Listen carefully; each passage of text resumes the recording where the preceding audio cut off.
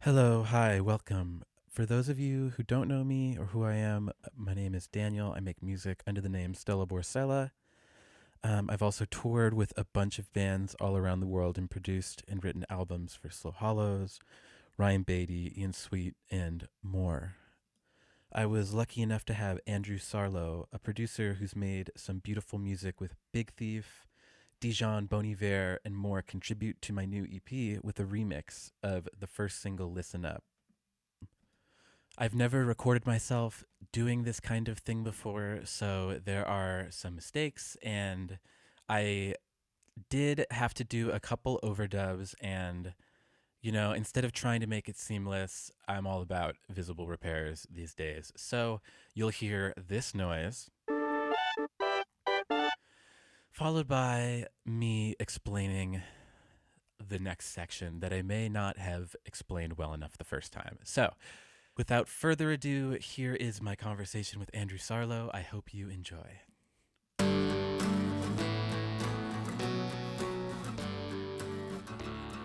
Drip coffee anymore. Does it just wreck you? Like, is it like a caffeine thing or a stomach thing? It's a caffeine thing. Like I can feel the caffeine like running through my arms Oh, and shit. like you get Like the shaky blood. or? Yeah, like I feel my blood like moving. I don't like it. Yeah. I used to like it, but I don't like it anymore. I don't like it, but I love the taste of coffee. I tried to switch to decaf, but I realized that I'm actually just so hopelessly addicted to caffeine that I keep switching back to the normal. And then I go to tea, and then I get headaches for like a week, and then I just go back to coffee. So I'm having a hard time. But, I figure I quit the vices that are killing me first. And, it's just not killing me fast enough yet to quit it. I'm pretty like vigilant about caffeine for myself. I really don't want to be like I just don't want it to dominate me at all. I get Like it. the Are you an headaches and anxious stuff. homie? Anxious? Yeah. Do you have like anxiety? I think everyone has anxiety, but I guess the anxiety that I have is like not not bad. Yeah, I have to be honest. I'm not. I don't have the bad. I don't You have don't bad have like anxiety. you don't have like the clinical anxiety. Yeah, No. because if I have just too much caffeine, it like I could be done for the day. I could be like panic attack, like taking What? See, benzos, but done for the day. this is like if what you just said like is me saying that to my own self, Hmm. like my consciousness would then tell myself like, then what the hell are you doing? Why are you drinking caffeine to No, I that know. point? You gotta I know. you gotta discipline that out because that's just not worth like living where you're like you take because the caffeine is like I really feel like people don't appreciate how strong caffeine is as like a drug, I Not at guess. all. And I think that especially like now we're gonna tie it into the production world. A lot of the studios that I've worked at, it's just like coffee constantly. It's just like there's always like a full pot, and the engineer is always sitting there like drinking so much coffee, and I'm like, how is he doing this? Ripping the jewel, drinking coffee. I take like one sip of coffee in the afternoon, and I have to leave the session like 3 times to take a shit, and so like it just kind of like completely ruins the session for me drinking coffee. I wish I had like bowels like that. Now that I'm exercising more regularly, I feel like when I come home it's able to leave pretty easily. But uh my last thing I'll say about caffeine though is that uh someone told me about the book Why Do We Sleep? I've heard about this. Yeah, and I listened to probably the first I don't know third of that book or something while on a long drive, and I am gonna butcher this, but he said pretty much that caffeine all it does is tell a certain part in your brain that you're not tired. Like that's it. So your body is actually fully tired still, and everything about like your body's biology or whatever. I'm not a fucking scientist, but like everything about your body is still acting as it would, except that caffeine is just fooling your mind. But sometimes all we need to be is a little bit fooled, deceived. But anyway, thanks for coming over. I have some bullet points that I want to, talk about. First of all, I kind of explained this to you before, but yeah, this is the first time I've ever interviewed someone. This is the first time I've ever done anything like this. And I think that part of my journey. I've been living in Los Angeles for 10 years now. I feel like it's taken me 10 full years to just get to a point where I'm like, I feel like I'm finally okay with making things that I want to make. I'm finally okay with like shedding these past versions of myself that may have informed like how I operate in the world. Um, and How old are you, Daniel? I am 28 years old. Yeah, this is just like the rite of passage, I feel like. I feel like it's right about now when I'm just like, I'm ready to be in my 30s, but I'm also a little scared to be in my 30s. But I'm also just like, I'm ready to start kind of like taking care of myself the way that I want to take care of myself, but also I want to learn from the people around me that I admire. And you're one of those people. So thank you for being here. Thank you, Daniel. I mean, yeah. Before we were on the microphone, we were talking about a record that you're working on right now with a mutual acquaintance of ours, Helen Ballantyne, goes by the name of Skull Crusher. Mm-hmm.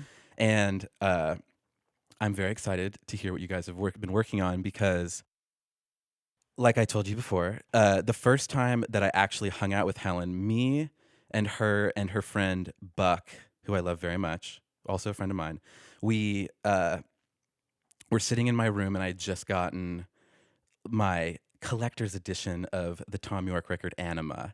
So I was like really excited to play it. And I think it was right after watching like an episode of Euphoria. So I immediately like put this record on, and the first song that I wanted to listen to was Dawn Chorus because I think that it's like it's just a perfect song. I was playing this music and we were just talking about it, and when she first told me the kind of music that she was into, listened to, and inspired by, I was really interested because it was all this like crazy dark electronic, like including Radiohead, and then like the techno producer Ski Mask, like ambient weird stuff. And then she dropped her first single, which I hadn't heard before, and it was like this strange like folk thing, but I guess I could still kind of hear that like there's this like strange, dark, ominous world to it. And I guess I was wondering, I don't know if you're allowed to talk about like the future of it, but especially with artists like that, do you try and create a new world to work with them in that's based on their wants and desires, or how does it actually like work with you when you're working with a new artist that comes in with what seems like a very uh, set genre at the moment, which hers is like, it's seeming folk, but obviously she has all these other musical interests. Like how do you approach that kind of situation when you're in the room? Well, I guess as we were saying just a moment before we hit record on this interview, that when we started talking, when me, Helen, and Noah, her partner Noah, who also is a producer on the project, when we started talking, uh, and all three were going to go into the production world, I asked Helen, like, what does she like to listen to and stuff like that, which isn't like a checklist thing that I ask anyone. I was just like trying to understand her better.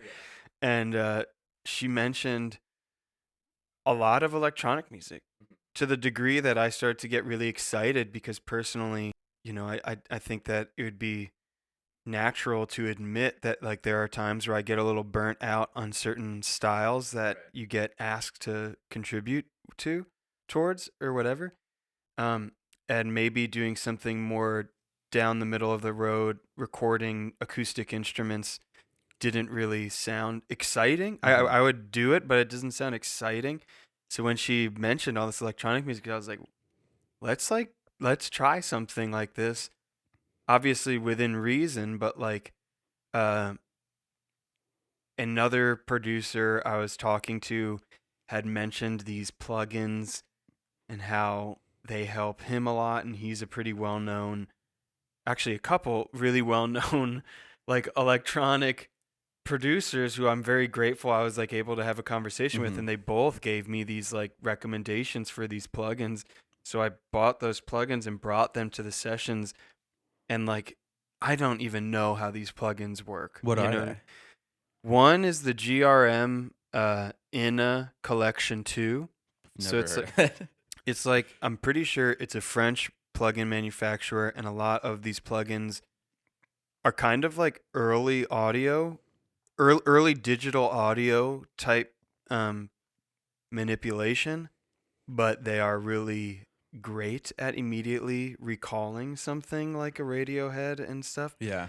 And then another friend of mine told me about Shapebox 2, Mm. which is a rather inexpensive but incredibly powerful tool that has different things to choose from within the plugin, and it's just really powerful. And it's one of those plugins that like what goes in can sound very radical coming out Mm. of So it. it's just like an audio manipulation Yeah, yeah, catch-all kind of editor. it can be really amusing. So we add that stuff to the things that we're like acoustically recording. And we're not like breaking down barriers here. We're not reinventing the wheel Well, or anything, but all we're really doing while we're doing this is simply trying to just amuse ourselves. right. And I actually feel like I've learned a lot from Helen and Noah because all three of us are taking the production, job in this situation. And Helen and Noah are more aggressive than I am about wanting to not be precious about what's in the sessions. Mm. So like we'll be listening to it, like say a transition like over and over again, and we're all like proverbially like scratching our heads thinking about what's going on and how can we make it better. And they'll be like, all right, well, what if we didn't use any of those instruments and we actually used something like this to do the chords? And I'm like, okay, great. Like sometimes it's not like something that, especially when you're sitting at the computer, it's not something that you like can immediately Mhm. think of as like a great exit strategy Right. from the pain of the moment, I guess. Absolutely. But they're The like pain of the moment. they're using the opportunity of not sitting at the computer to its fullest, that they're able to like Right. visualize or theorize like, oh man, well what if this wasn't a guitar and it was actually like a pad or something. Yeah. So long story short, I guess we had talks about music and not so much influences, not so much like I really want this record to be dark or something. And then when we got in the studio, I brought those tools, and then while we were recording the songs, like any overdub, I was just I guess trying to I guess bring forward some things that I didn't know how it would sound either. Yeah. You know what I mean? Just trying to I guess yeah, create like a safe space so that anyone can have an idea, and that idea actually could then be like finessed and infected with like crazy sounds. Right. And I'll never forget, there is one song that's going to be on the record, and at the end there is a very powerful um, drone. And when we did that, there was like a look around the room where we were like, okay, now this is interesting. You know how people might say a pretty basic thing, such as like, you wait for inspiration to like hit you, or like you wait for it to like come through you and you're just a vessel. Like all that I think maybe is a bit tacky to say, but if you are like in total like practical language, you have to put in effort into what you're doing. And the more effort you put into it, the longer you're probably going to be working on it. And the longer that you work on something, maybe the more likely you are to discover something. Totally. And yeah, you can absolutely not work on something for a very long time and discover something quickly. Like that's totally possible too. But there is something to be said, talking about Burial and Radiohead, you know, whether any of us know exactly what happened in those rooms or not, I could probably guarantee that all of those people involved making that music were listening to the thing that they're working on over and over and Mhm. over again. Because when we are an audience and we're picking up, as you were saying before, when we're an audience and we're picking up all these ornate details and all these things that have intention, as you said, Mhm. to me, that's not so much like they set out to like, oh man. And then after this overdub, we're going to do that, and then it's Right. going to really make sense. Like, no one's really thinking like that, and it's just because they're listening to it over and over again. They're just trimming away all the fat, I Right. think.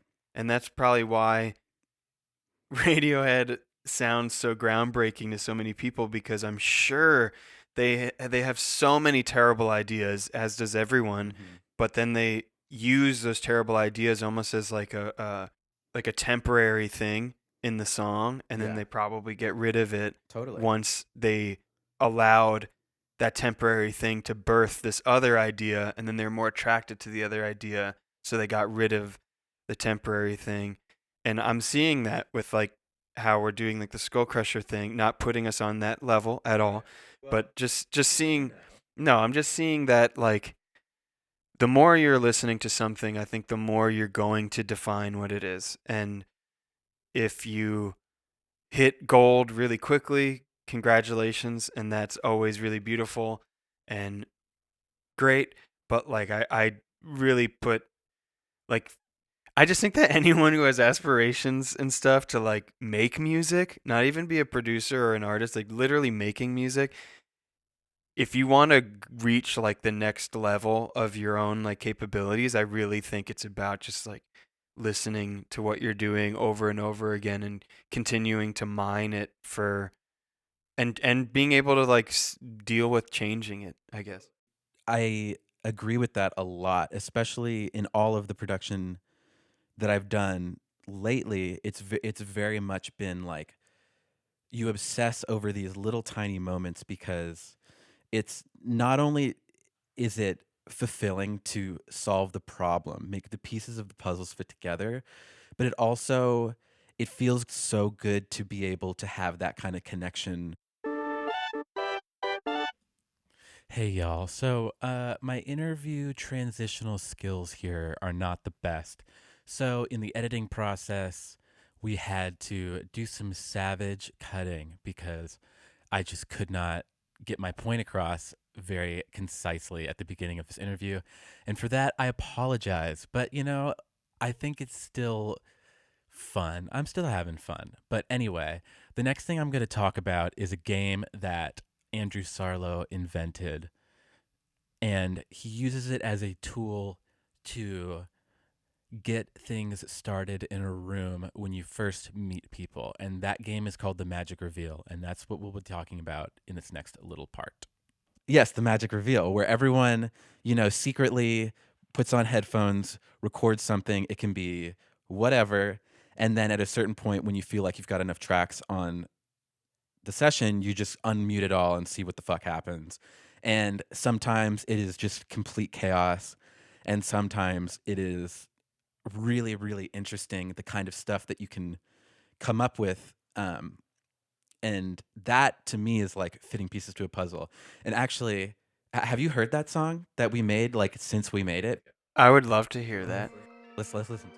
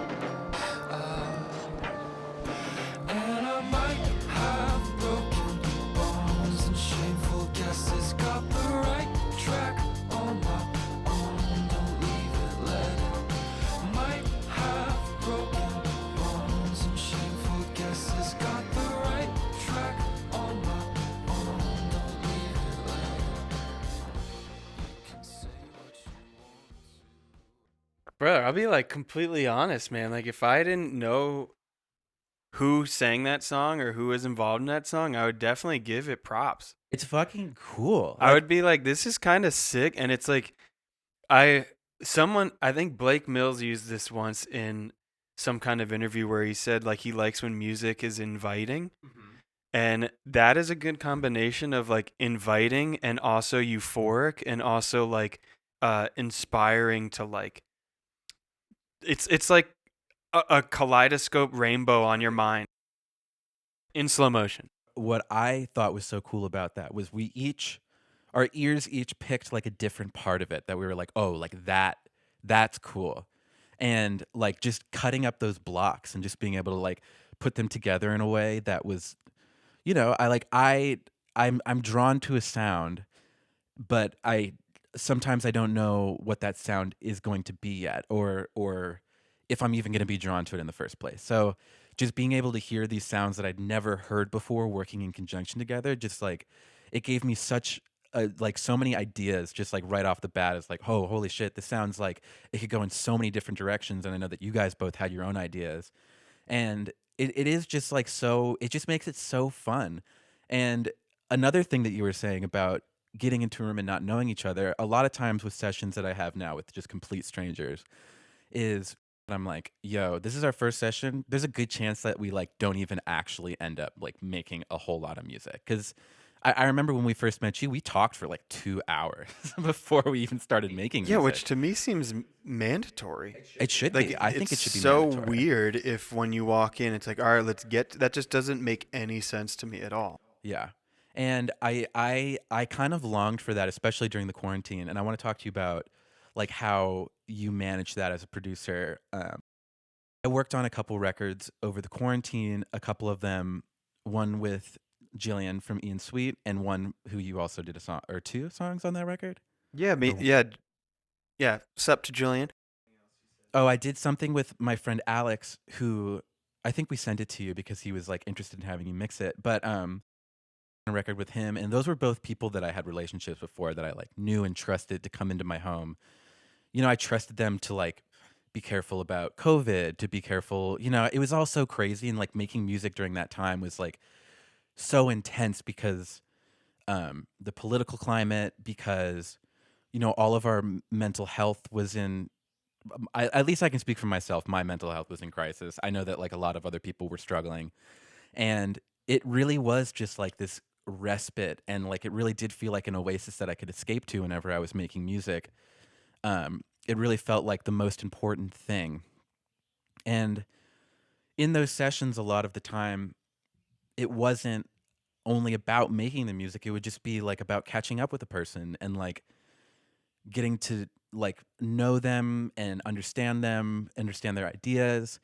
And I feel like a lot of what goes on in the studio and a lot of the magic of what we love as producers and musicians gets lost on a lot of people when they don't actually understand what the recording process is like, what being in the studio is like, what being on tour is like. It's all very like glamorized because of how our icons talk about it and how our icons are seen. But like so much goes on in that room. And I guess like part of what I want to do more in my life is share those stories with people. And I don't know, it's just helped me learn a lot about the person that I want to be just by being able to talk to other people. And like the music itself is just the physical remember of the time that I got to spend with like these crazy people that their brains are wired completely different than mine, completely different than non-musician. Well, I don't know about non-musicians, but they're creatives, and like I, I found it really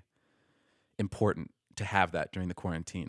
I'm just glad that I'm getting into a position where I can do this kind of stuff again and like see people. And I think that that's what I really missed about being in sessions and being on tour was the conversations that you get to have with people, the just the community of music that there is. Because I feel like without that community, who do we have to like sympathize about like the weirder, nerdier stuff that I we. think that it could almost be reduced down to we have been like there's people. I mean, just shared affinities in general. It's like usually people who have been moved by something or just really appreciate something or really love doing something.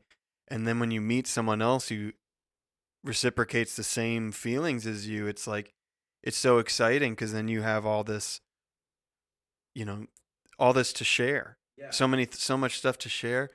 And yeah, I guess with music, the more I don't know, man, like when you really love a song, like say a song just came out by who cares who, and whatever, whoever it is, and you really love it and it means so much to you. and you're not necessarily publicizing how much it means so much to you, but then you see that your other friend publicized Yeah. how much it means to them, and then you're just like, oh my god, man, I've been like listening to it so much. And it's a profound feeling because it on the surface it feels so small or like basic or just like not very significant, but at the end of the day, I guess like if something really does move someone and makes them feel better, then that's a big deal. So like, yeah, I guess that shared moment feels it. I bet it would have like the same psychology to what kids feel when they get a new toy or something. Like, Like, how do you like in getting to share that with someone else, or getting to share in like the sheer delight of like having the same toy as an. maybe I'll just speak from personal experience. This is going to sound really cliche, but I really do depend on music almost in a medicinal sense that when I am listening to it, and I really do listen to it a lot. Like, I'm not just like, oh, I'm going to go listen to music and all right, I think that's enough. And I'm going to go like in silence for a bit. Like, I'm pretty much listening to music 80% of the day kind of thing. So because of that dependency and like that like kind of obsession and almost not addiction because that sounds unhealthy, like nothing about what I'm doing is unhealthy, it's just listening to music. Yeah. But like that obsession also means that I'm mainly listening to music that I really like and really love, but it's seldom that I discover something these days that I'm like, "Oh my god, I love this." Mm, And when I do, it feels like I just like got something new. right. Like something is new in my like, you know, toy chest. I'm Right. like, oh my god, I love all my toys. Well, I'm getting a little bored of the T-Rex toy. I'm getting a little bored of this one. Maybe I won't play with this one anymore. And then all of a sudden I get a new toy. I'm like, oh my god, I love this new toy. And then suddenly I can go back to the T-Rex toy and be like, oh, I still do really love you. I was just sorry, I was just playing with you too much. You know, it's just like Yeah. it's exciting to me.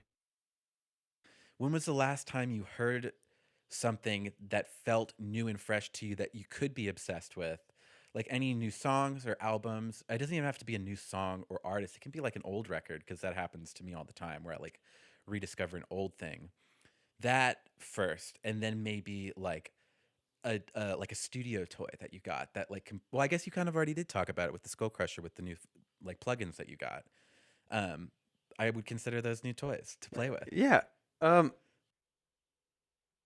I could thank Helen for helping me rediscover how much I like electronic music because something about when I moved to this is going to be a little bit of a tangent, but when I moved from New York to LA, all of my musical dieting in New York was on my earbuds walking and on the subway.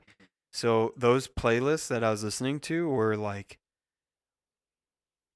with songs that were either really harsh or songs that like had they were a little more art forward, not to sound like a pretentious asshole, but they were like just a little bit more conceptual. The Yeah. music or like the way that I was curating these playlists and stuff for myself to listen to, like my musical diet then did not translate well to driving in a car in Right. sunny LA. Like it just didn't work anymore. So then I had to like pause all that stuff a little bit and then my musical diet became a lot more basic with also like an academic like lens on. Like I was listening to just what is popular. So Right. like that could be Like pop anything. radio or In a way, yeah. Like yeah. like if especially actually because the first few months I was just Ubering because I didn't have a car yet. So I was listening to the radio in the Ubers and stuff. But then when I got a car and I was starting to make playlists for myself that were explicitly like driving playlists, I wasn't going for those more challenging recordings. I was going for recordings that are more euphoric or more um, just sound good in a car. So that could be anything from like pop music to trap to Right. dance music to whatever. And then I guess more academically with production, I stopped listening to like electronic music and focusing a little bit more on, I don't know, whatever else. Right. But long story short, just Helen had reminded me of like, cause she started like on the drives from the studio back to where we were staying when we were recording in September. She was DJing a lot and just like, aux core DJing, just like playing music. And it would just like, I would immediately be like, oh my God, can you play this song by this so and so? And these are songs that I used to listen to, not necessarily just in New York, but like in college and stuff like that. And just recently, I put together a playlist that I'm calling Mind Zarp. Mines are. I love your playlist names because I was actually going to bring up the one that you showed me, Darker Jams, Yeah, Darker Jams. which I still listen to often. Because Darker Jams is the New York playlist. That was like the big one that like I would throw on shuffle and walk out of the house and walk on the subway. And there's some recordings on there that are legit like challenging. very challenging. And there's something really amusing to me about how listening to something pretty challenging while sitting on a subway and observing just New York. I mean, it just like it paired really strangely, and I was kind What's of your into example of like a challenging song? it. Anything long form, stuff that's abrasive and harsh. Um, Like, how deep do you go with that kind of challenging music? Because I know that there's like challenging music means different things to different people. Like I could show someone like a Beach Boys song from the 70s and they'd be like, that's challenging. Or I could show someone like Don Cherry, Organic Music Society, free jazz, or Ornette Coleman, and like you can't, like, some people can't even listen to that. you're summing up, I guess, how I'd answer it though. Oh, Is okay. it's all those things Yeah. because it's just like,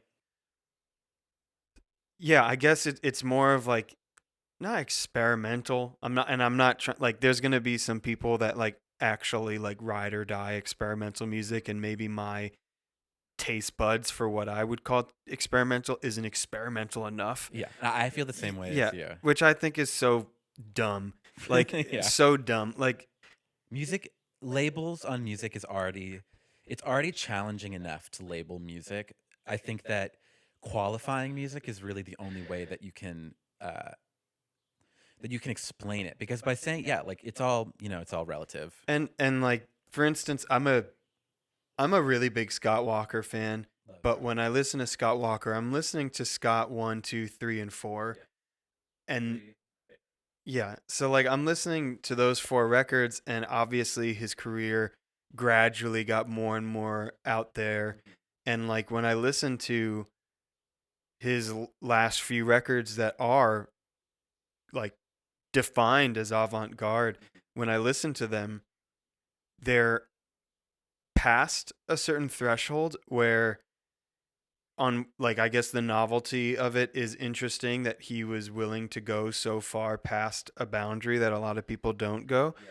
But then like if we really think about like the vessel of music and what I'm looking for out of music and what's relevant to me right now when I'm listening to music, I'm not into that type of pornography. Right. I think that I like when things can be edgy and challenging, but there still might be something in the core of what I'm listening to that like registers as an interesting conversation to what non-challenging music is.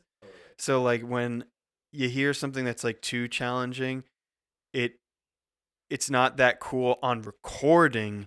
Maybe it's cooler live because then Right. you're forcing people to have to It's an exist. experience. It's a Yeah. full experience. And that's always going to be cool to me. You could be the most pretentious person or people ever, and if I find myself at your live show and you do something that's experimental or insane or whatever or challenging, I'll probably give you respect because it takes like courage to do that in front of people.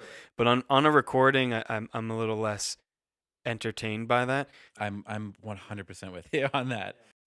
But yeah, it's all so subjective, and coming full circle to you talking about like drone music and like the idea of being able to marry those elements, um I guess, of more traditionally pleasant sounds, like our standard harmony that we have in Western culture, our uh, traditional chord changes and all that, but with the drone and the experimental elements, it's got me thinking like the subjective nature of what is experimental and oftentimes really unpleasant to a lot of people is what people come back to, 20 years later, and they're like, "Oh fuck.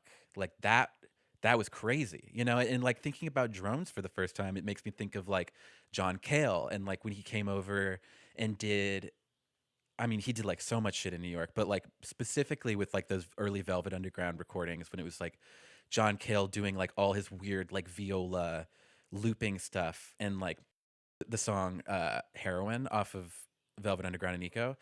Um it's like so that I would consider a challenging piece of music. And it's like two chords.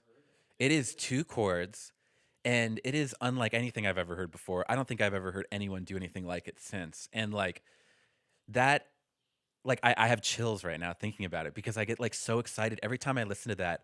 I can like clue in on a different thing. They've got like the weird drums that are happening that are not actually a drum part. It's like Lou Reed like not playing guitar very well, but like doing it so perfectly to how it ought to be done. And John Cale like slowly doing this crazy like crescendo into this noise at the end that's like, if I'm sitting and listening to it at my desk, I'm like, oh, I kind of want to turn this off now, But if I'm sitting on my couch with a pair of headphones on, you know, I'm like listening to it and really just like taking it in. And that's something that I feel like is lost on a lot of people these days. And I'm not telling people how to enjoy music. I'm not telling anyone how that they should enjoy anything at all because like I'm not going to judge anyone for what they draw pleasure from as or enjoy to do as long as they're not hurting other people or being kind.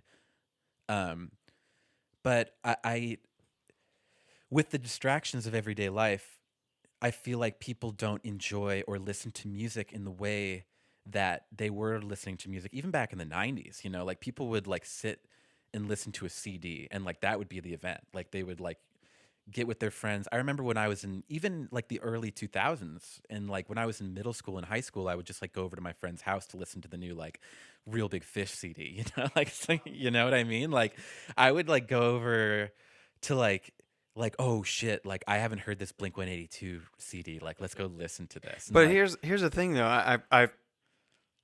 I've been saying this for years now. When anyone brings up like how people have short attention spans and shit or whatever, like anyone wants to call the symptom of why people don't, or what the cause of why people don't listen to albums anymore. I've been saying the same thing for years, and I really feel like it's because the quality of albums is not as good.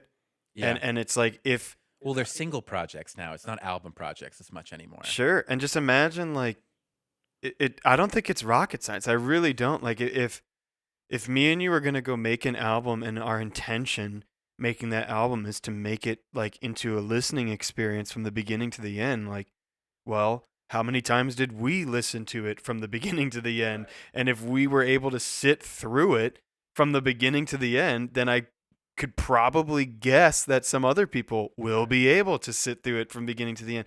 If you're having a hard time, like if the especially during mastering, when you're mastering an album and you have to listen to the whole sequence, like if you can't do that easily, I who the fuck else is gonna do that? Right. So it's like Because it should be the thing that you love. Like I, obviously I just recorded an EP.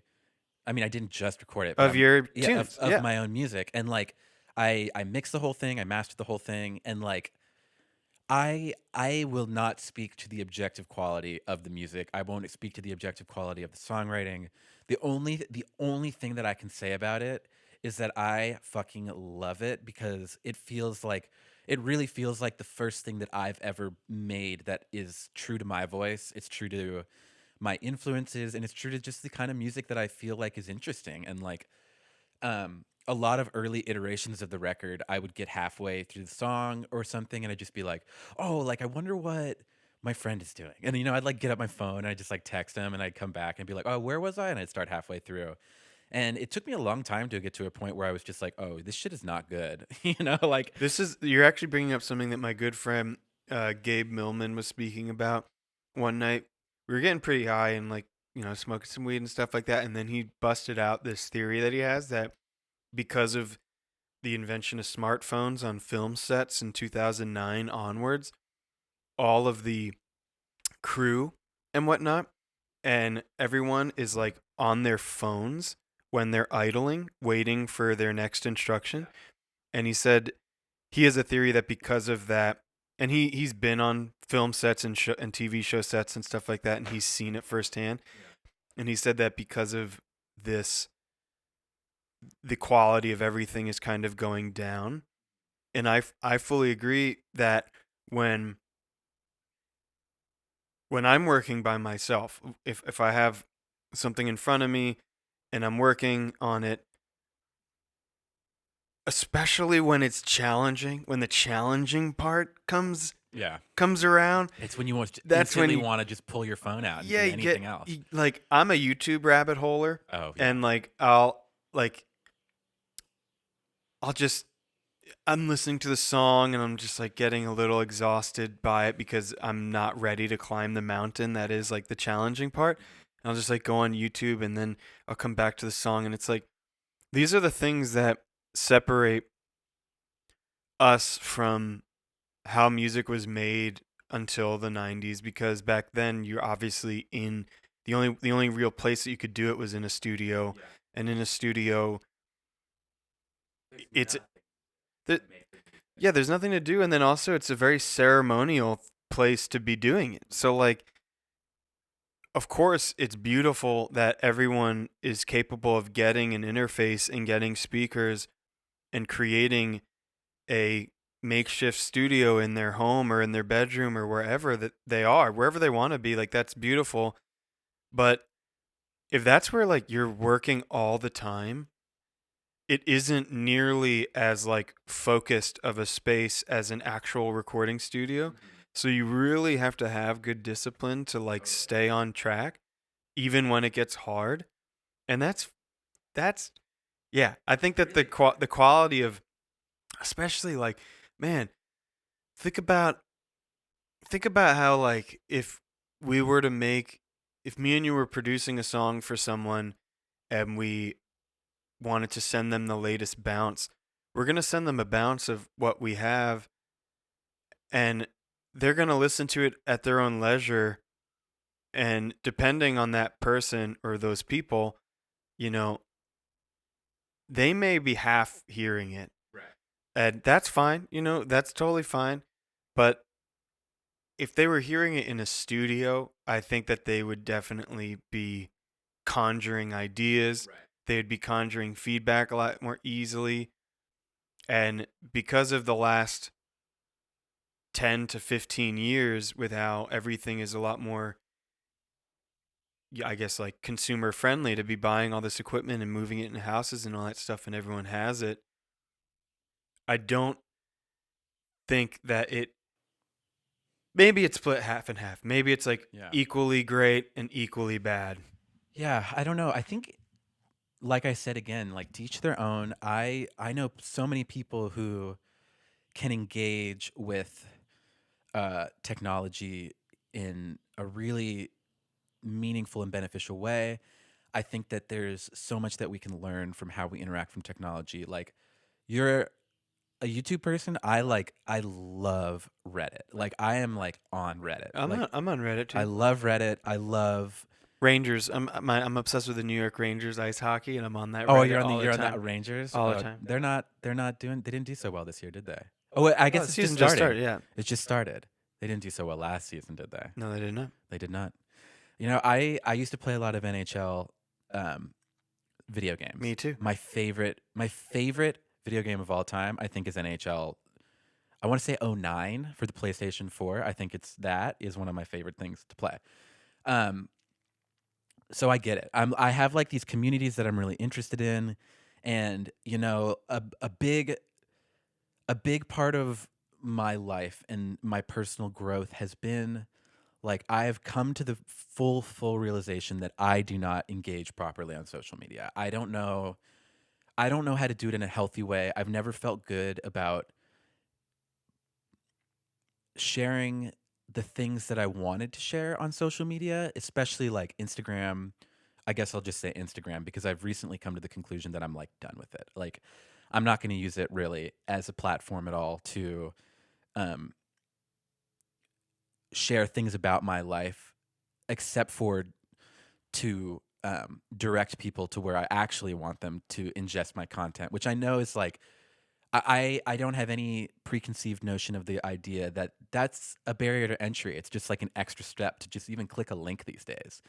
And I think that a lot of like I just want things to be more intentional in my life. And um part of my decision to step away from those things actually stemmed from studio practices because I'd be sitting in a studio or my own studio, and like you said, when things get difficult, it's so easy to just get that dopamine spike of like grabbing your phone and like doing something, or like opening a new tab on your computer and just instantly being like, oh yeah, like this is good. Totally. And then you come back to your thing and sometimes it refreshes you, but sometimes you're just like, oh, like this is shit, like I don't. 75% of the time, it's not refreshing. Yeah, 75% of the time you come back to the thing and you're just like, oh, this again.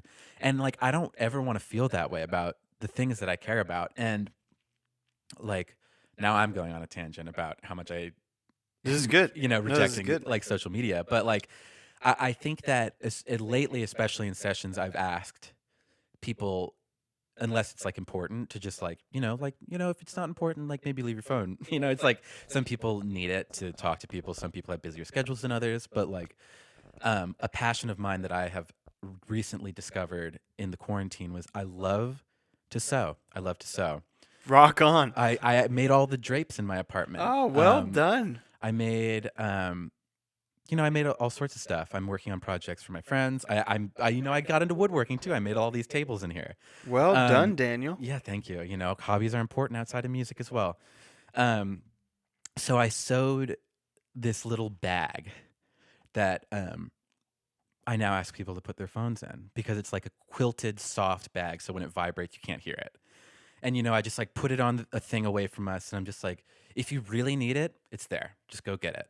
But like, I just like ask people to like resist the first instinct of like if you can resist that first time, like, oh, maybe I shouldn't go for it. I think that it brings your attention to things and it makes the whole moment so much more intentional. And I really do wish that some of the projects that I'd worked on in the past, I kind of had this rule where it was like, let's take a break while we work on this, because I really do feel like um, these people that we admire so much that go into the studio and make these full albums that are like top to bottom. Like if I listen to the first song on the record, there's a pretty good chance I'm listening to the whole record. Like what are examples of that? Like Pet Sounds, I'd say that's one of them. Uh, More recently, I'd say like Blank Face by Schoolboy Q. That's one of them. Mad Villainy. That's another one that like if I'm putting on the first song, I'm probably gonna listen to the whole thing. And all these things are um I don't know, you can really feel like the intention behind it being a whole vibe, a story, a place and time, or just a response to something like. I'm gonna use a different word than intentional for Okay, yeah, for you please, because we have were I been using that word a lot? I think I've been using that word a lot. no, but I think it's mindfulness because Oh mindfulness. yeah, you know what, you're right. Mindfulness is like when you start to understand your surrounding and you start to notice your surroundings, and that creates mindfulness. Like, okay, I'm in a chair. That's a wall. That's a ceiling. Uh, there's Daniel's bike. There's a piano there. I'm holding a microphone. Like I'm becoming more mindful of where I am and myself and the environment around me. And I feel like in any situation, I think that the cell phone bag thing, it's probably very constructive because we are all forced. I burped. We're forced to be mindful if there's less distractions, and it's these days. It's almost like we're at war with distractions. Absolutely. And I think that the powers that be are probably really pumped about all these distractions. But if specifically with music, if there were less distractions around us, I mean, I've had experiences where, you know, you go away to make a record and you do it somewhere remote, or like you just do it in a studio in a city where you're living at the studio space. Um, and all of those experiences, I have to be really honest that all of them are a lot better. When you go to a desk. Yeah, the results are better. And that's maybe not to say like it can't be done at my residence or something like that. Like, of course it can and it is going to be good. But it's almost like when you go away and say you're away for 2 weeks or even 4 weeks just working on an album or music with whoever, it is going to be such an immersion, and it becomes actually like kind of inappropriate to be on your phone Yeah. because everyone traveled to do that thing together in this place, and there's a, I guess, actual intention of like, we're here to do this. We're not here to like distract ourselves from why we're here. So it ends up being pretty fruitful. And those, it is a luxury though. Right. And I don't think that it is that easy for people to just, I guess, bring whatever they have to another place and do it there. It's some, Yeah. and like, yeah, you got to think about so many things like eating and shit. And It's a lot. it is a lot. I've done whole records literally right here next to me where I'm sitting. I've done whole records in like Paramount and Sunset Studios. I've done whole records in like my friend's family farm in Eastern Oregon. You know, like I've traveled, and it is such a commitment. And when you are there, it really does make the record or whatever project you're working on, there's just a little bit more glue because everyone is a little bit more intense, especially if everyone's like invested in the project financially, or yeah, I mean just time. Putting in time is an investment. And um a lot of how people I like I'm trying to phrase this in a way that makes it doesn't seem like I am mad at people, because I'm not mad about how people, you know, engage with music. I'm not mad about how people record music. I'm not mad about like I'm not mad. I'm not a mad person. I'm just like I guess I'm upset that a lot of the ways that people interact with and consume music is so background. It's like so auxiliary to their lives. Like, you know, you walk into a store and you hear like whatever pop song is playing on the radio, and it's they're not you're not listening to it. You're not hearing it really. It's just washing over you. But this is like, I really, no matter how much time goes on, I still am so romantic to the idea that if something really is good enough, Yeah. it's going to disarm someone and it's going to arrest someone into submission to it, even if it's like in a grocery store and it's playing over the speaker. Like, I think that there is, and also, you know, there's something to be said that like, if we are going to an art gallery, we are getting emotionally prepared to be Right. submissive to To the things. look at art. Yeah, and then like to look inward from it because this is the place to do that. But like, if there's like a bunch of art, I guess, all over the city or something, it's not in a gallery. Like, yeah, it's going to be passive, but like, if I'm in a certain temperament, in a certain mood, or in a certain mindfulness or something, I might notice it at the exact appropriate moment for my mind to be able to like be struck by it. And then it becomes this really magnificent thing. And I think that with music, it's like, if the quality of music, like, this is totally ridiculous of me to say, but like, let's hypothetical, or let's idealize, like, what if the whole quality of music was so high, like almost like films, like if the quality of filmmaking was so high Yeah. that it was just like, wow, I want to watch that film. Like this is like Yeah. these Like movies are everything is insane. excellent. Yeah, like everything is, Perfect.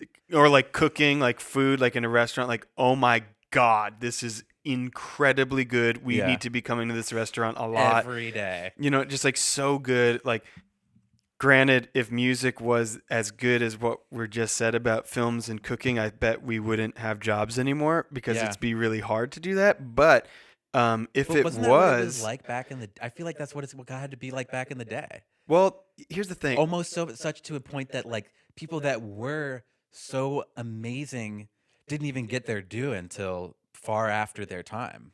Well, I think that that's kind of the thing, is that we weren't alive back then, and if we were, I think that we would have been more aware of the average of mediocrity happening. It's just that that stuff hasn't stood the test of time. So as like, you know, millennials, when we listen to 60s and 70s and 80s music, we're listening to kind of like the shit that all the peer review of music has deemed great. So we're like, oh, good. And then like we can go into a record store, grab a miscellaneous record that we've never heard of from the 60s, and on average it will be cool because 60s recording techniques are interesting and always exciting. But then we think about the songwriting and maybe the performing and all that, and then we're like, I can see how this isn't as good as the Beatles. Yeah, it's like not pushing the boundaries by any means, but it's nice to listen to. Like Yeah, yeah. it's there's that record label Light in the Attic Records. Are you Yeah, familiar with sure. them? Yeah, Yeah. I definitely. mean, I have one of my favorite releases of theirs up there, Konkyo Ongaku, which is like a Cool. collection of ambient new age Japanese music from like 60s through the 80s, and it's just so unbelievable what these guys That's are doing. cool. And all like most of this shit went completely unnoticed, and um it's not like groundbreaking music. Part of what makes it so beautiful and amazing is like the silence, like the space that's there, and it really is like what a lot of people would call spa music. And I found that like I really enjoy spa music, as a lot of people would call it. I'll go on YouTube and find like ambient whatever the fucks, like unreleased cassette that I found at, Goodwill, uh Salina, Kansas. I love it, and I'm not saying that it's like groundbreaking music, but I think that there's a lot to be learned about like mediocre stuff. Like there's a lot that I've learned from like crazy old recordings where I was like, this isn't that good, but like that shit, like I want to be able to have someone like blow out their speaker like that, or like I want to put all the horns in the left side because like that's how they did it back in the day, like, or whatever.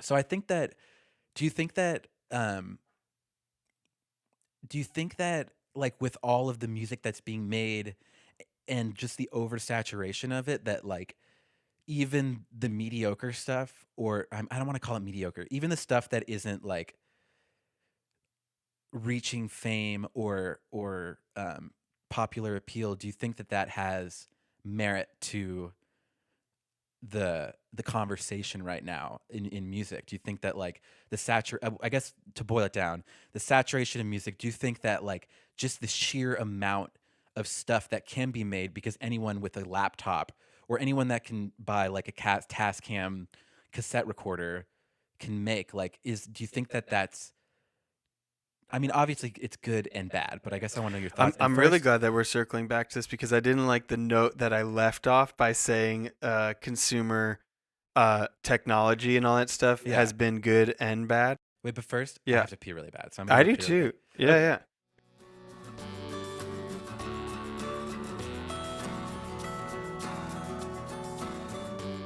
Okay, so what did you have to say about these mediocre motherfuckers? Okay, so I do want to go back to how I didn't like how I said that consumer products and it being available to anyone who wants it to be able to record anywhere and all that stuff, like it's done as much good as it's done bad. I need to say why I feel that way, because the good thing, and like Francis Ford Coppola said this at the end of Hearts of Darkness, the Apocalypse Now documentary on how Mm, they made that movie. And the way he said it was actually incredibly offensive and slightly misogynistic, but like he was essentially trying to say that like an 8-year-old can get their dad's VHS camcorder and make a really cool art film and then like change how we experience film. Right. So like I also romantically believe that like anyone with consumer products could then create something that is going to then change the conversation Right. of music. I think someone who's doing that right now is Pink Pantheress. Like, I don't know. oh, you'll check it out. Okay. Um, it just it's bedroom, Mm-hmm. but because of consumer technology being pretty good, it like sounds really good too. It's not just like amateur in any way, but the ideas are like all from them, and it just feels really pure Cool. and like an evolution in some kind of way. And as you said about like, do I guess think that like mediocrity. Well, I also want to. I don't want to. I don't. Mediocrity is such an intense word. It actually feels so much more negative than what I mean. What I mean Sure. is music that is not excellent.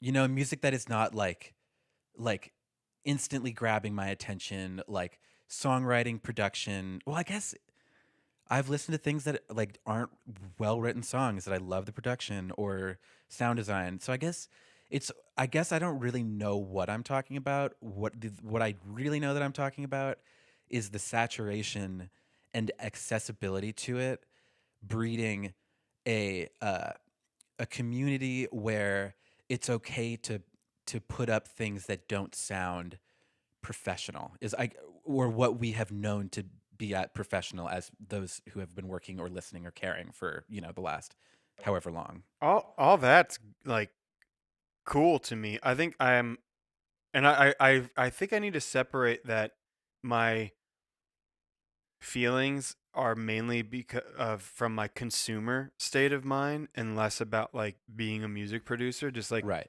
because of That how makes much sense. I depend on music as like my obsession and like my, I guess like, as I put it before, like a medicinal quality. Like it, I actually have more of a frustration with the higher budgeted projects that end up coming out unexciting Really? and fall flat. Like I That makes sense. I care more about calling those things out than like discouraging anyone creating something and then it not come out pro or something. Mm.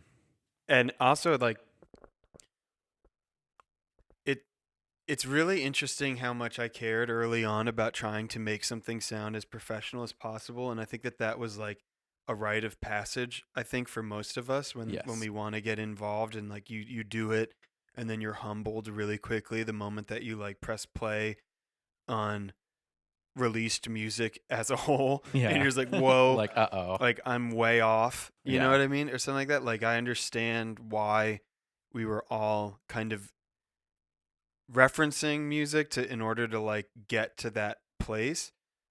So I don't want to like ever discourage anyone from that pursuit. That's okay because I wholeheartedly agree with you. I think that it's amazing that anyone can make music. I think it's so awesome that we have that access to it. I think that um and yeah, even no matter what your intention is on making music, even if it's just like, oh, I just want to make some like banging beats, like this is dope, like cool, awesome. Or I want to like make songs that sound like this. That's awesome. Like I'm so like I wouldn't have gotten into production if it wasn't for consumer ease of it. Like I had a teacher in college who was his name is Jason Goldman. He produces for like Michael Bublé. He does like that kind of production. But he wasn't a production teacher, he was a jazz teacher. So we did jazz lessons and one time he was telling me about production. And it was really the first time I'd ever heard anyone talk about it cuz it never really seemed like an option for me because I grew up playing trumpet for like, since I was 6 until college. So I was just like, "Oh, I'm a trumpet player. That is what I do." I would thought that my identity was so solid at that point.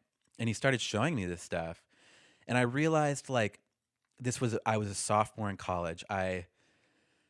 I was really struggling because I think that deep down I knew that I didn't want to be a jazz trumpet player. I think that deep down I knew that like that wasn't my life. And I saw these other kids that were in the jazz program that were just like they listened to jazz all the time. They loved it. I mean, and I love it. I love jazz. I listen to it. It's something that I'll always have in my life because it is important to me. It like really informed probably the first like 20 years of my like musical existence. Um, but just having someone show me that and something that he said to me during a lesson was especially because we were doing jazz lessons and I came in and I was probably hungover because I wasn't treating myself very well when I was a sophomore in college. And I was depressed and I just didn't know what the fuck I was doing with my life because I was 19. I was like, does anyone know what they're doing when they're 19? And he stopped me halfway through the lesson and he was just like, dude, you're never going to get better until you admit to yourself that you cannot do what you're trying to do. And I was like, what? I was like crushed when he said that Yeah, to actually, me. that just flew right over my head. What does he mean? Well, I think what he meant was like I was fucking up so bad trying to like be a bebop jazz player. I was like and we just started talking. He's like, "What do you want to do? Like, do you want to do this? Is this what you want to do?" And I was like, "I don't know. Like, I thought so. Like, I'm here. I'm studying jazz. Like, is this not what I'm doing?" And I had another teacher that same year. I took two private lessons from another man who I would say is one of the three biggest influences on me musically, character wise, just in my life in general. His name's Ambrose Akinmusire. He's like mm, such an amazing trumpet player. Like I remember the first time I saw him play was at the Monterey Jazz Festival. I was like, well, how old was I? I must have been 16. And I saw him on stage and I was like, I don't know what he just did, but that's what I want to do. Like, and I don't think I meant playing trumpet or jazz. And I think that's what confused me because I saw this person who was so unabashedly doing exactly what they wanted to do. People were receptive to it. And you could tell that it was so important to him. And so I was lucky enough that he came and taught at um, the college that I went to when I was a sophomore. And a lot of what we did beyond just like trumpet stuff, it wasn't like learn this bebop chord. And he was just like, well, what do you like? And a lot of it our lessons ended up being kind of just like talking or, I'd show him some of the cool like synthesizer shit that I was doing and he would ask me questions about it. And I think I learned more from those conversations with those two professors about just like production and also just about listening to yourself and listening to your own creative voice, not trying to imitate other people is so important. And a lot of what I was doing at the beginning of my production career when I was just cutting my teeth on sessions and trying to like figure out who I was or what my voice was, I was really trying to emulate like what I thought was cutting edge at the time. So that would have been like Sophie, Arca, like all these like really avant-garde production producers that I love. And I was like, man, in order to be interesting and effective these days, you have to be very different. And that's what I thought at first. But then I think the first major realization that I had that that wasn't the case and completely just like blew my mind was, oh, forgive me if I'm fucking this up, is the first song on UFOF. What is that song? Oh, contact. Contact. Yeah, I yeah. heard that song and it's just like at the beginning of the song, it's just like this weird like you kind of feel like you're on like a rocking boat that is like oh, is there a storm coming? I don't know. It's kind of pleasant, but it's like a nice little zone. And then I don't know what the sound is. I think it's someone screaming. But like when I heard that scream for the first time, it was like maybe just a scream, maybe something else, but I felt it like in my whole body. I was like, holy shit. And like, I remember I was walking home and I was like gritting my teeth, like just trying to get through this song. I was like, oh, am I going to get out of this? And I went home and I listened to it again. And I was like, it seems, it seems so simple. It's just like drums, guitar, like someone maybe screaming. I have no idea what the sound is. That's what it sounds like. But the whole track suddenly feels like everything is screaming at you. And I was like, wow, you don't have to be like crazy and weird to, create something this day and age that is cutting edge and speaks to people on a songwriting, production, engineering level. So I guess what I'm trying to say is like I get the struggle on trying to be like something that maybe we think we're supposed to be as producers, like our journey and trying to figure out like what we do as producers. Cuz I've been trying to answer that question for a long time. Like what does a producer do? And um obviously it's different for everyone, like who you're working with, but I think I'm actually very interested in what your production ethos is. I think that I kind of like get an idea of what it's like in that you like to get to know people, you like to create things that matter. I don't know, like you like to create things that as like a whole are very interesting and engaging traditionally, but also um, while pushing the boundary with like production techniques. Um, so I guess like when you get into a room with someone, do you have a preconceived idea of what your role will be as a producer, or is it completely depend, or is is it is it always different? I don't know. It is always different. It's gonna sound like a cop out, but like it is always different, and I think that um I feel it much more on like a visceral level. What am I supposed to be doing here? You know what I mean? Like I don't really think calculate it as like actually I'll go even further that when I am calculating like oh man like if I can only just like occupy this part of the process and really slay this part of the process, then I think this will be great. Like, if I'm ever calculating anything, it actually probably won't turn out very good for me. As like the experience won't be very great. I'll be putting I'll be putting an expectation on myself that I would have to deliver that, and it will become pressuring, and the experience won't be very great. So what I actually try to do is just I guess fill the holes when they're presented. You know what I mean? And if I'm gonna be if I'm gonna do an album with someone, that's a lot different because especially these days, like that the prep for doing like an album has a lot to do with budgeting the time that's going to be spent and making sure that it's productive and that you get everything that you need to get while also leaving time and space for creativity, I guess. But if I'm just like going into working on a song with someone, I'd say more so just doing a song. Like I am just trying to present what I have to contribute when it comes up.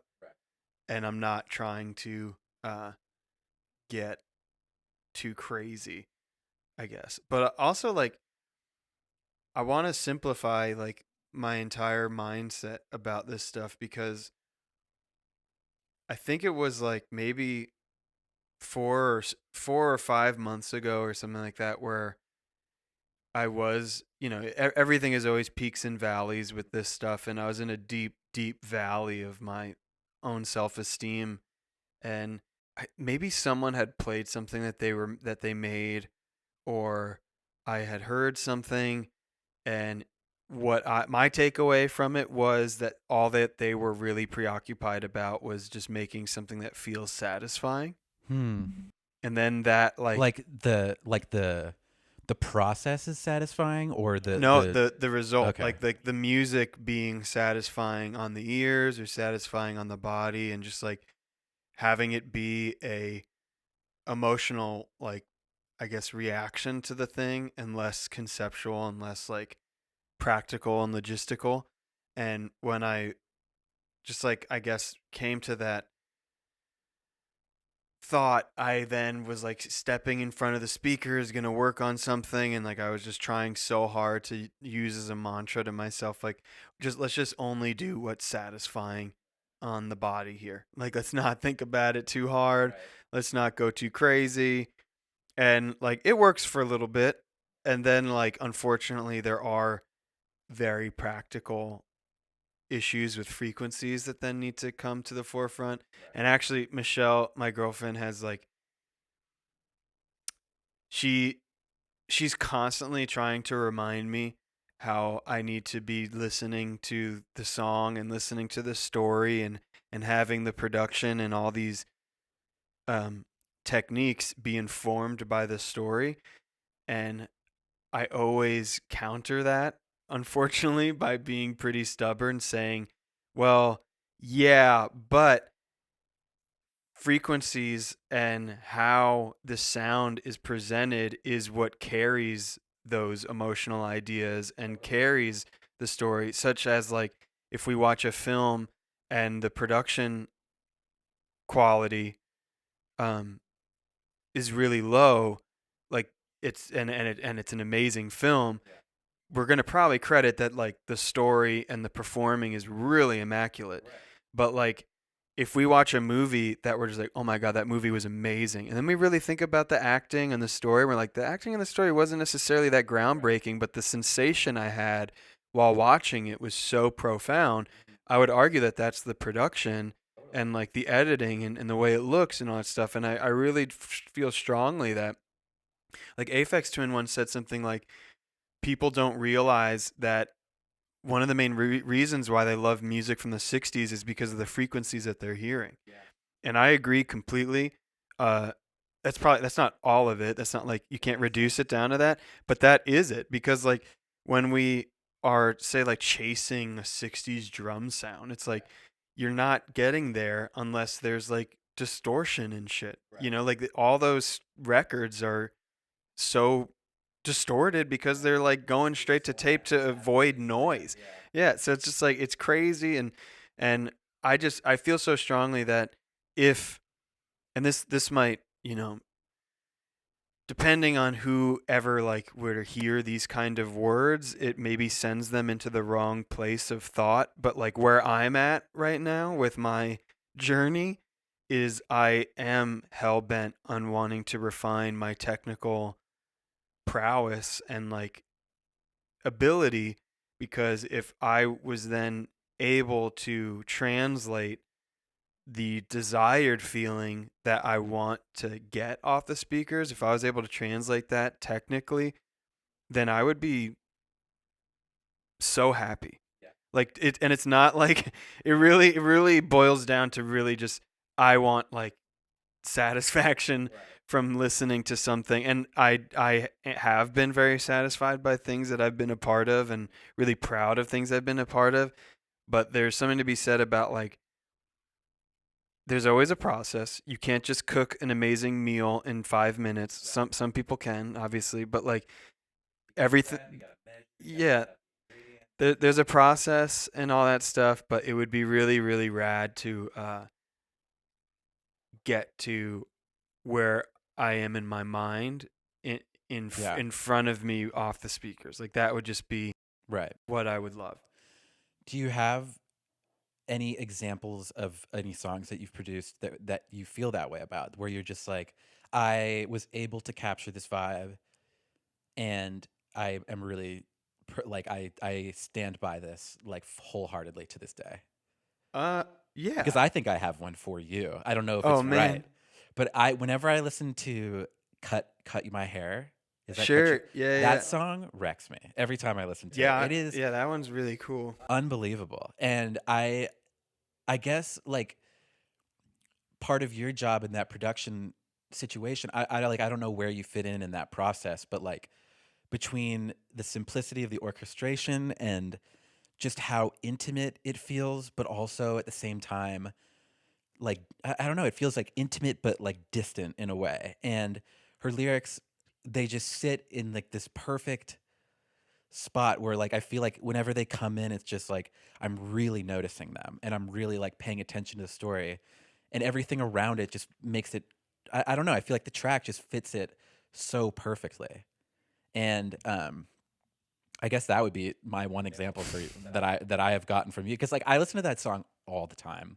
I love that song. Yeah, like if if we were to look under the hood of that song, I think a lot of the feeling of that recording has a lot to do with the songwriting and the performance of Adrienne. But then if you want to get into the details, I think James not playing a kick drum until like he might hit it like 3 or 4 times, but I think that lack of drum gives it the focus of like I'm listening to these words and like it puts Adrienne in the center stage. It's also like a very Velvet Underground thing because Maureen Tucker was playing the drums standing up, and like if you hear a kick drum in a Velvet Underground song, it's because she's hitting it with Yeah, a with a stick in her baton or hand. something, or isn't it like does she like play with mallets? Probably, yeah, Yeah, but it's like in her hand. yeah, So because of that, like there's many Velvet Underground songs where she's hitting a cymbal and a snare, which means that there's not really another hand for her to hit a kick drum. So that has that quality of like this is like, well, yeah, it's just really pretty. It's just pretty to do it that. is. And then like that was like one of the first songs that we got while we were at Sonic Ranch where it was just like, all right, now, because it was actually pretty hard to get going there because 5 days before we arrived, we had just finished UFOF. So we were pretty exhausted. And then it took like 4 days to start getting results. And Cut My Hair was the first song that we recorded where it started to like make sense to us. Right.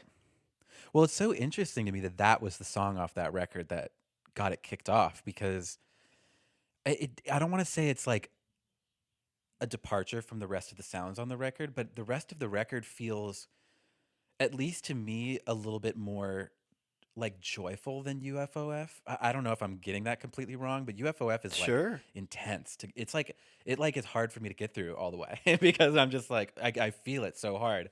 But when I listen to Two Hands, that's the name of the record, right? Yeah, yeah. Yeah, Two Hands.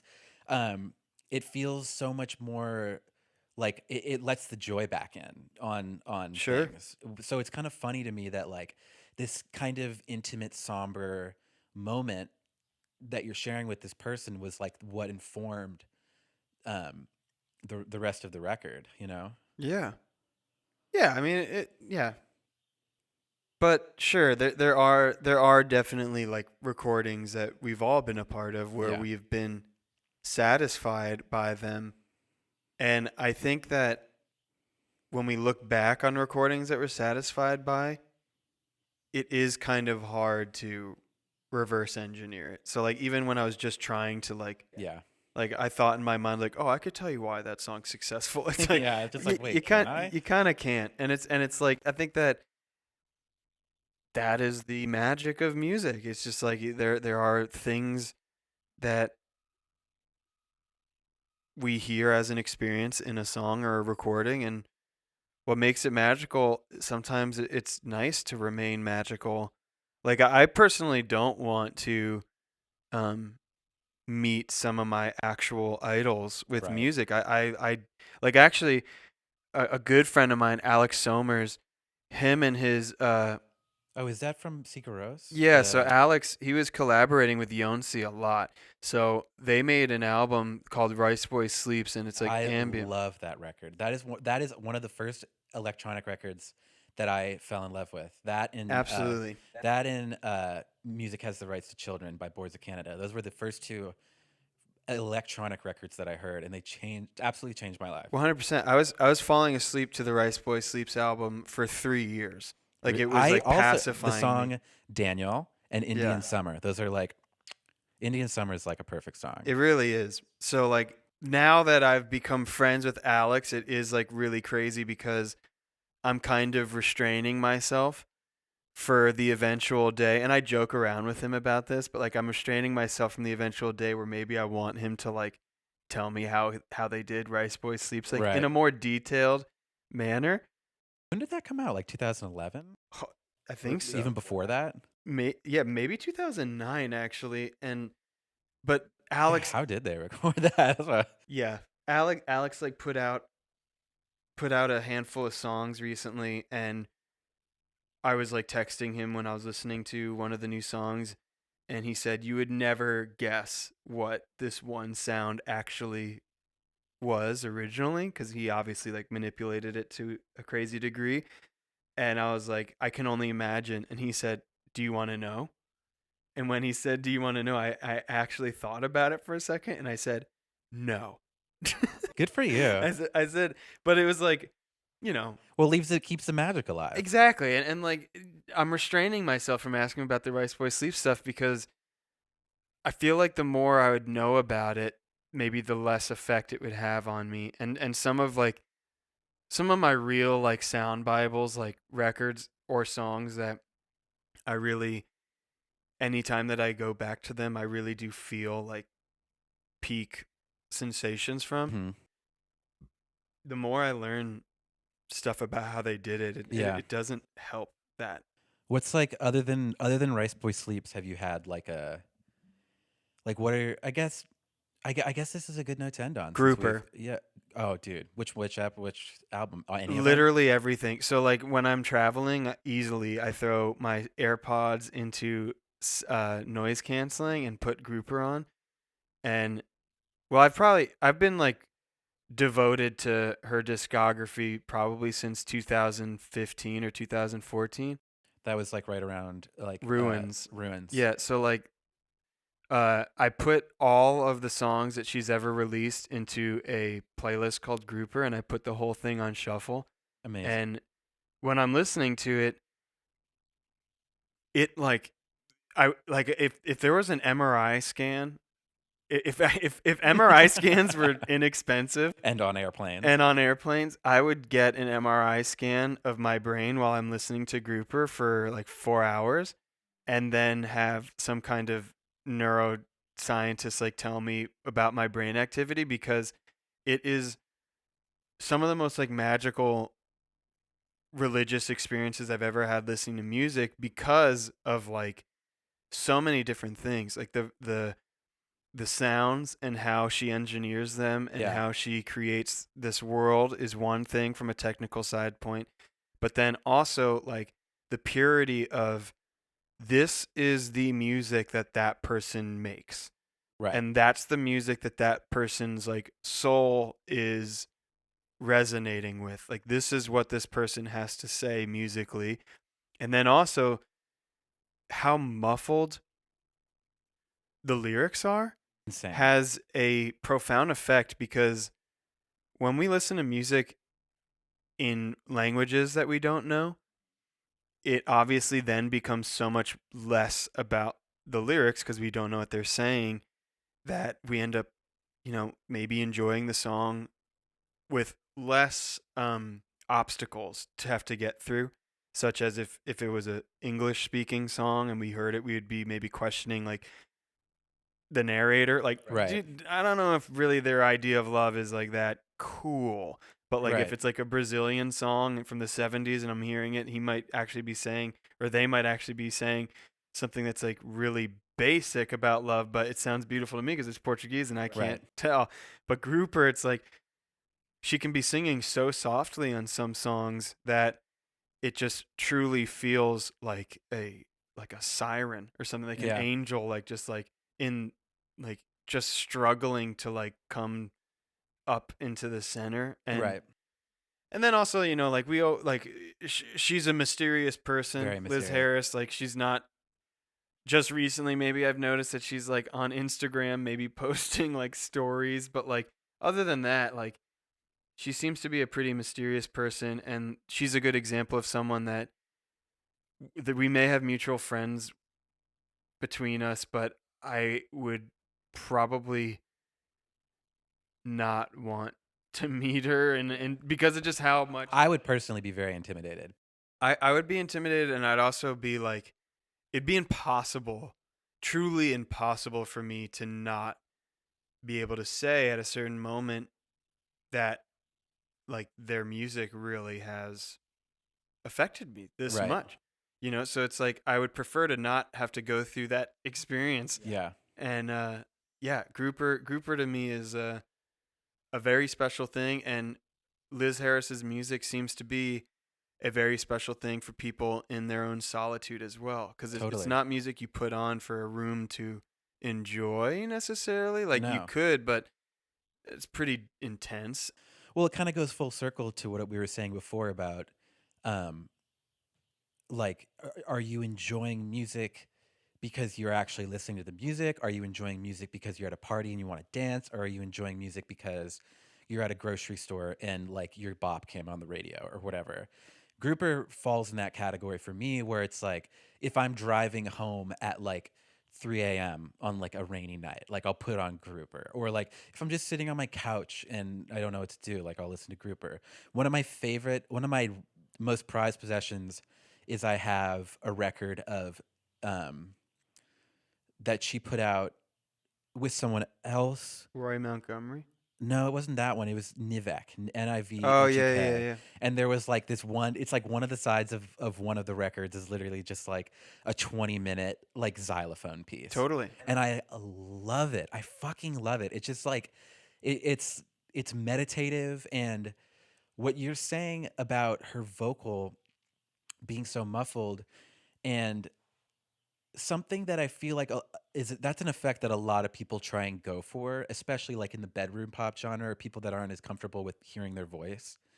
They'll want to hide or muffle it, and like the intention is that they're self conscious. But like when I listen to Grouper and hear vocals like that, I'm just like, oh, her voice is an instrument. Like she is using her voice as an instrument, and her lyrics are in the same way that like a horn player or a violin player would play a note differently. Just the way that she uses syllables to like fill out the space in a song is like it is magical. It's truly magical because like I don't know anyone else that can make their voice so soft and so muffled, but so like I can't help but pay my full attention to it. You know? And it's really generous of her to release it too, Yeah. because one of my favorite perspectives to remind myself of about music to eliminate like I just sometimes tell myself like what if this song was done by my friend, how would I react to it, versus what if this song is done by someone who I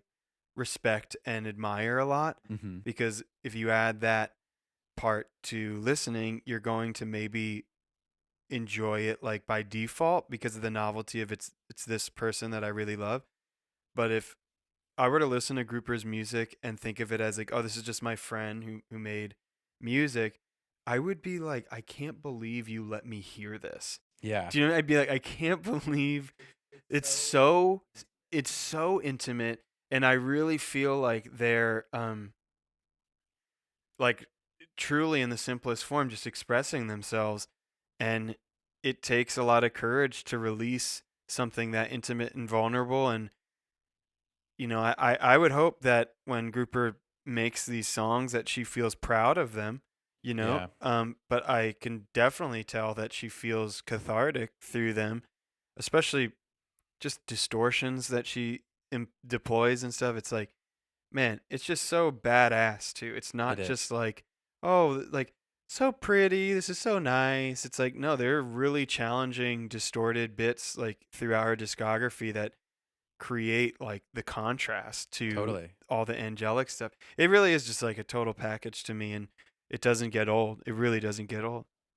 Yeah, and I also feel like it perfectly toes the line of kind of going back to what we were saying earlier about just the consumer accessibility to recording equipment. How if you do have like you said, someone being able to pick up a VHS tape and making an amazing artful movie, but having no experience doing it. I think that like I again like I don't know how she does it. I don't know what she does, but I feel like it could have been done with like a cassette deck or like a $10,000 a day studio. It's just like it's impossible for me to tell because the intention is so it feels so purposeful that and I think that that's what gets down to the root of it.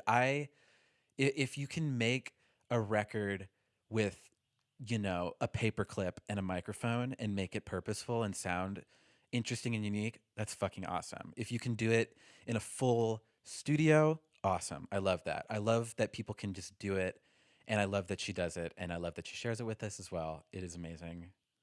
Um, but yeah, so I guess it's safe to say that one of your desert island records would probably be a grouper record, especially if you're stranded there by yourself. I It's like mean, solitude. considering that when I listen to Grouper, I am doing it for the effect of like calming me down, I would probably need to be calmed down. On a desert island. Yeah. So the final question I have for you: Are there any artists that what are you really vibing with these days? Oh God. At risk of just being like basic. It doesn't matter. Right now, I keep going back to Floating Points. Promises. No, that is like incredible Yeah, and really hypnotizing. But I was really late to discovering his album Crush, I think it's called. yeah. That's like the really techno-y one, right? I Maybe. think he did it like all on like modular. Yeah. Yeah, it definitely it just hits the nerve of like it's like literally if John Hopkins and Aphex Twin had to make an album. That's how Yeah, it feels like to me, and it's like it it that's a it cool record. it like the production value is really good, but then it also has the same like composition as like Aphex Twin songs. Yeah. What about you? Whew, what about me? One of my friends sent me their record, which has yet to be released. They're getting it mastered soon. A band called Model Actress from Oh, I New know them. York. Yeah, Yeah, yeah. Cole just sent me his record. It's awesome. It is. Have you heard I'm it? I'm glad that it's awesome, and also there were conversations that I was going to help them make that album. That would have been so fucking But cool. but I'm really glad to hear that it's awesome, and I had full faith that it was going to be awesome whether I was there or not. That's 100% I sure. think they who produced it? The guy who did Daughters and what's his name? Hey y'all, so I'm so embarrassed that I forgot the name of the producer that I'm talking about here the first time through. His name is Seth Manchester. He's an amazing producer. He's done a lot of really cool stuff, including The Body, Lightning Bolt, Daughters. Check out his music. It's so cool. Yeah, that record, I like can't wait for it to come out. It's very, very cool. Cole is a powerful person. Very powerful person. I love Yeah. talking to Cole. I love that band, and I can't wait for that to come out. Also, my friend, who I was talking about before, Jackson, who has a band called Brutus the Eighth. Very, very. It's like definitely experimental. It's like Yeah. Nick Cave meets like industrial Bauhaus. Wow. Yeah, yeah. Yeah. But anyway, thanks for coming over. This was Yeah, really Daniel. fun. I And think. congratulations on your upcoming music Oh, coming thank out. you. I think that this interview will be coming out after we release the first track, which you did a wonderful remix for. Just tried to make it pleasant It is and pleasant, calm. and you know what's? We didn't even talk about that at all. I wanted to say that your remix up next to the other remixes I received is like it's so fun to hear. Like I've never had anyone work on my own music before, Sure. and so just hearing someone like what they take from it versus what other people take from it, it's just like it was such a fun exercise for me because all the remixes that I got could not be more different. I can only imagine that they Yeah. would be all different. Yeah. Yeah, so thanks for being here. And yeah, this is it. Signing off. Signing off. Bye, Daniel. Goodbye.